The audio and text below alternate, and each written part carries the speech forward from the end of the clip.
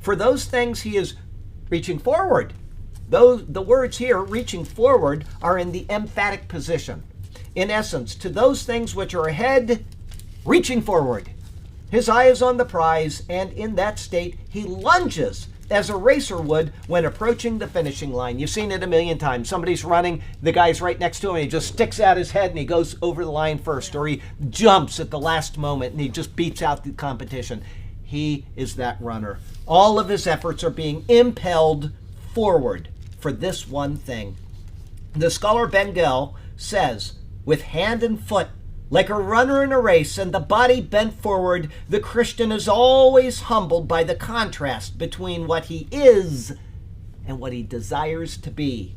And I would qualify that, Bengel, and I would say that the Christian that understands what Christ did for him. Because there are people that have been saved and have just kind of floated around in their salvation. But the person that grasps the magnitude of what Christ has done for him is now that person.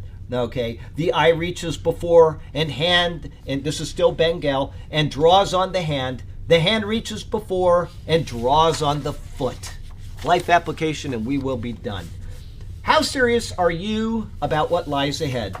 Are your efforts directed to it, or are you stopping along the way to revel in the here and now?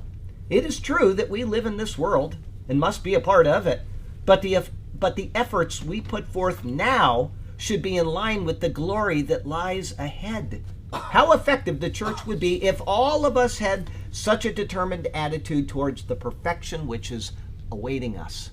Unfortunately, we don't. I fall as much as anybody else, but a lot of the church doesn't even bother. They don't even get up and try. Okay, I'm going to go to church on Sunday morning. I'm going to get out of there as quickly as possible. I'm going to go home and I'm going to watch football all afternoon or whatever.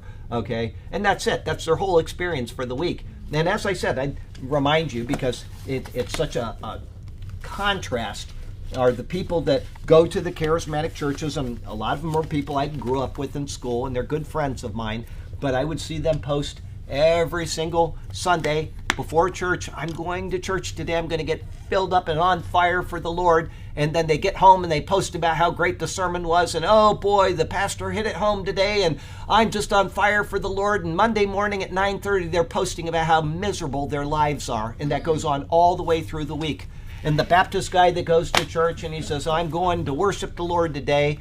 And then at the end of the day, he says, the Lord is so good to us. My mother just died, but I am so thankful for having her. And then on Tuesday, my dog got run over before work today. And on the way to work, I got a flat tire, but the Lord is so good to me. And on Tuesday afternoon, he says, oh, somebody broke into my bank account and stole everything I have in the world, but the Lord is so good to me. And there's a difference between the two, because those people know that Christ died for them. And they didn't get a sermon that's there to fill them up with gas for 15 minutes. They got a sermon that was to give them the greatest hope that they could ever possess. And they remember that, and they strive for that goal.